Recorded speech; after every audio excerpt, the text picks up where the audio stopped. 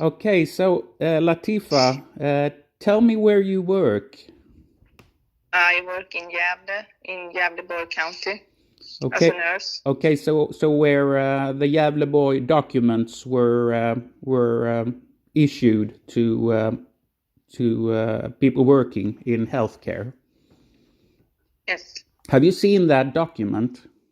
Yes, I have. So how did it get sent to you?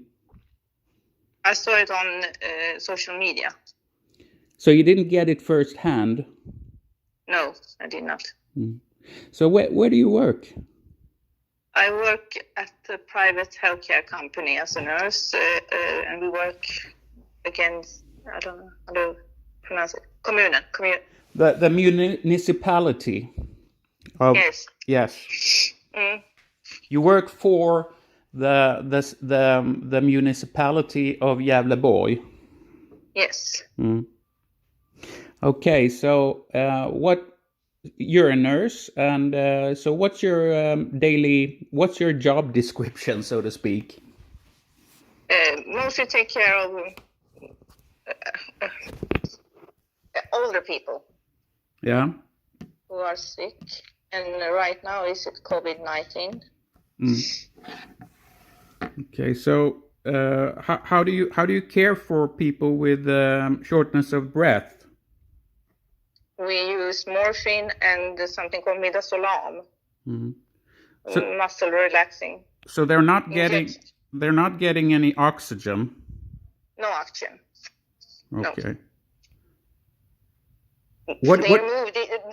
They had it like 10 years ago. We had the ability to give them oxygen, but now that we don't have it anymore, and they have said no to that. We will only use morphine and midazolam. So what do you think about that? I think it's crazy. I don't know what to say about it. I've talked to a lot of people about it. We need the oxygen. It's people who are dying. It's horrible. So how many patients do you think have died without oxygen that you have witnessed firsthand with your eyes, so to speak? A couple. I don't know. I don't know any numbers, but maybe 10. 10. Okay.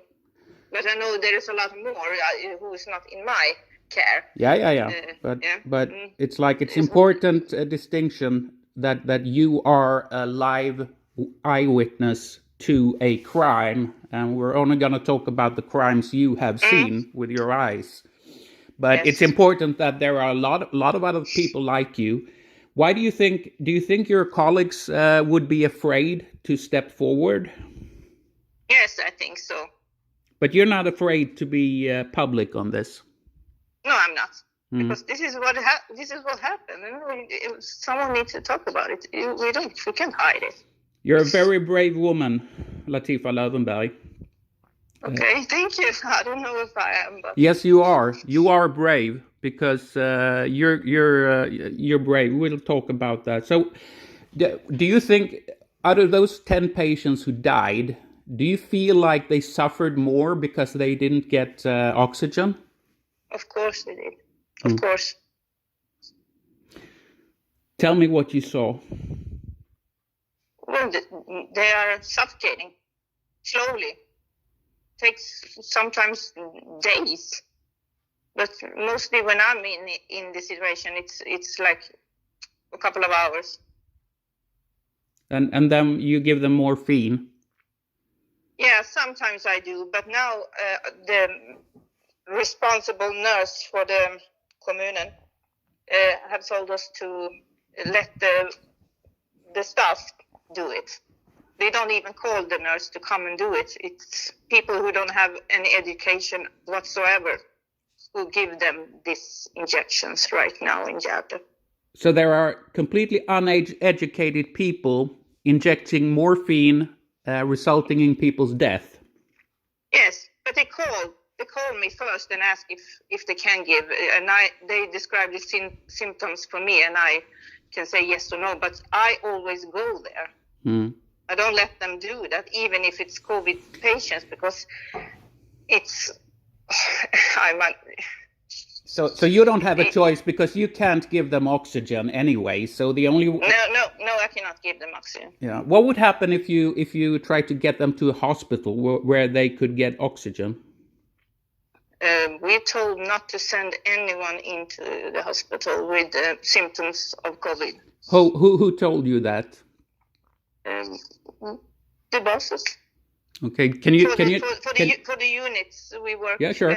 Can you give me a name of one of the people who ordered you not to send people to hospital? She didn't order me. She sent me an email that I need to call the doctors before I send someone in. Okay. So what's her name? Do you want to give her name? Ulrika Haglund.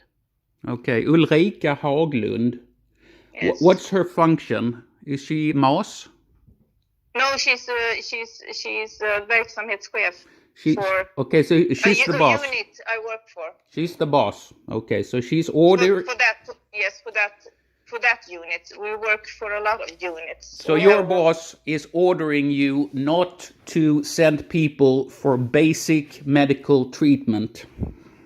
Yeah, she sent an email from the regionen. Can you please take a photograph and copy that email or forward it to me?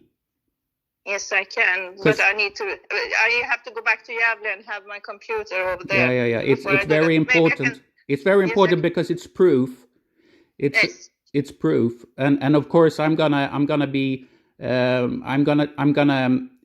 demand a hearing. I'm gonna take this to the European of Human Rights.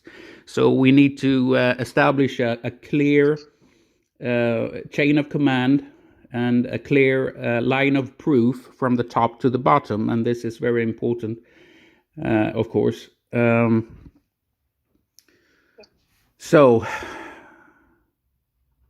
you are a brave woman because the government and the authorities are doing this. Yeah, they don't care. Never have, never will. Mm. I saw that you were politically active too on your Facebook. Can you tell me? Can you tell me a little bit about that? Yes, I am politiker in the community, kommunfullmäktige. Okay, municipality government. Yes. Yes. Okay. So and also the hälso- och sjukvårdsnämnden. And the health and sick board. Yeah. That would be. And yes. So you what party? What? Swedish Democrats. Okay. So why are you with that party? How have they been handling the crisis? I think they have been handling it very good. They try to push the government to do the right thing with protection. I mean, working without protection was what we was doing in the beginning. I think they have protection now in Gävle, but that's not always the case. Do you have? I have to ask you to do you have emotional support for your trauma in this situation? No. I am the support for the staff because they are very afraid of COVID in this situation, and they've been handling it very, very bad.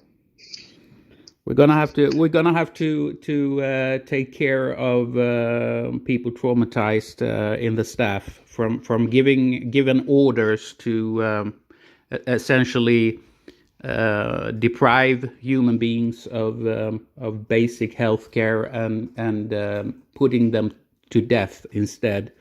This is going to traumatize us all, and we're going to have to find support groups. And I urged you to call me. I have a lot of contacts, and I urge you to keep in touch now. Okay. Okay. Do you have anything else to add?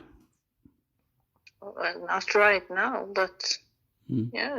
Are you willing to testify in front of court in a European court?